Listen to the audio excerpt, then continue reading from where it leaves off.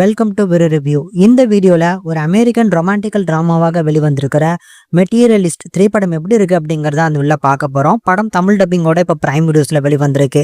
இந்த படத்துல நம்ம Chris Evans, Dakota Johnson and Pedro பாஸ்கல்லாம் நடிச்சிருக்கக்கூடிய ஒரு சூப்பரான ஒரு லவ் டிராமா.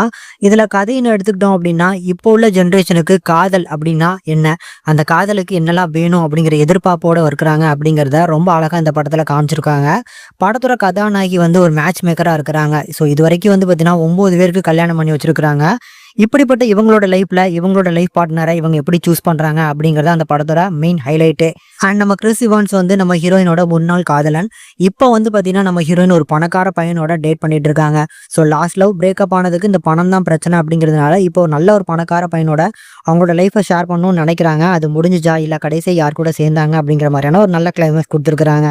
எனக்கு இந்த படம் ரொம்ப பிடிச்சிருந்தது. ஆக்சுவலி படத்தோட அந்த ஸ்டார்டிங் ஓப்பனிங் சீன் இருக்கு பாத்தீங்களா, அதுல எல்லா விஷயத்தையும் அழகா சொல்லிட்டாங்க. அந்த பழங்காலத்துல காதல் அப்படிங்கிற ஒரு விஷயத்துக்கு பாத்தீங்கன்னா ஆண் அவங்க கையால செய்யப்பட்ட சில பொருட்கள், அதாவது கத்தி மாதிரியான பொருட்களை பாத்தீங்கன்னா அந்த பொண்ணு கிட்ட கொடுத்து ப்ரப்போஸ் பண்ற மாதிரி காமிச்சிருப்பாங்க. அதே மாதிரி இப்ப இருக்கக்கூடிய ஜென்ரேஷன்ல என்ன மாதிரியான செலவெல்லாம் பண்ண வேண்டியது இருக்கு அப்படிங்கிறதையும், பொண்ணுங்க எந்த மாதிரி என்னெல்லாம் எதிர்பார்க்கறாங்க அப்படிங்கிறதும் ரொம்ப அழகா இந்த படத்துல காமிச்சிருப்பாங்க. அண்ட் ஆல்சோ இந்த படம் பாத்தீங்கன்னா 6 விஷயத்துல நாமினேட் ஆயிருக்கு. ஸோ அதில் எந்த மாதிரியான கேட்டகரிலாம் அவார்ட் வின் பண்ண போகுது அப்படிங்கிறத நம்ம பொறுமையாக தான் பார்க்கணும்.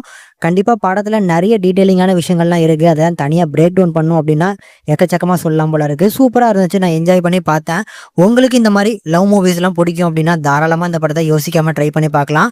சர்டிஃபிகேட் இருக்குது அப்படிங்கிற மாதிரி சொல்லியிருந்தாலுமே படத்தில் அந்தளவுக்கு ஹெவியான ரொமான்ஸ்லாம் இல்லை. கண்டிப்பாக ஃபேமிலியோட பார்க்கலாம்.